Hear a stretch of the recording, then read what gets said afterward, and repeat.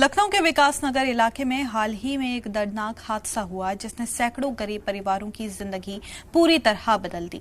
एक खौफनाक आग ने झुग्गी झोपड़ियों में बसे घरों को देखते ही देखते अपनी चपेट में ले लिया।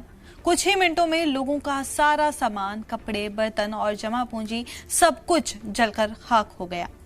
इस हादसे के बाद पूरे इलाके में अफरा तफरी और मायूसी का आलम था। लोग अपने जले हुए आशियाने के सामने खड़े होकर सिर्फ बेबसी से देख रहे थे। कई परिवार ऐसे थे जिनके पास अब ना खाने को खाना था और ना रहने को कोई ठिकाना। छोटे बच्चे भूख और डर से परेशान थे, जबकि बड़े लोग अपने नुकसान को देखकर टूट चुके थे। लेकिन इसी अंधेरे माहौल में इंसानियत की एक रोशनी भी सामने आई। राहत इंसानियत फाउंडेशन और इस्लामिक सेंटर ऑफ इंडिया ने तुरंत आगे बढ़कर मदद का हाथ बढ़ाया।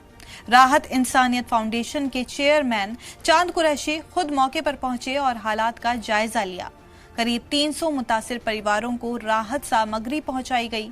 इन किट्स में दाल, चावल, आटा, तेल, नमक जैसी रोजमर्रा की जरूरी चीजें शामिल थी ताकि लोगों को तुरंत राहत मिल सके।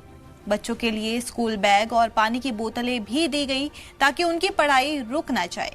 इसके अलावा एक गर्भवती महिला के इलाज का पूरा खर्च उठाने का भी ऐलान किया, जिससे वहां मौजूद लोगों को बड़ी राहत मिली है।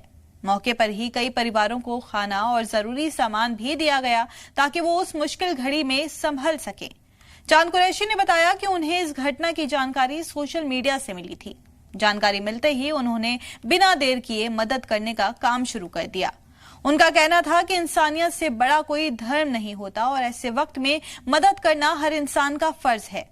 इस घटना ने एक बार फिर ये साबित कर दिया है कि जब भी कोई बड़ी मुसीबत आती है तो समाज में ऐसे लोग जरूर होते हैं जो फरिश्ता बनकर जरूरतमंदों के आंसू पोंछते हैं और उनकी जिंदगी में उम्मीद की नई किरण जगाते हैं।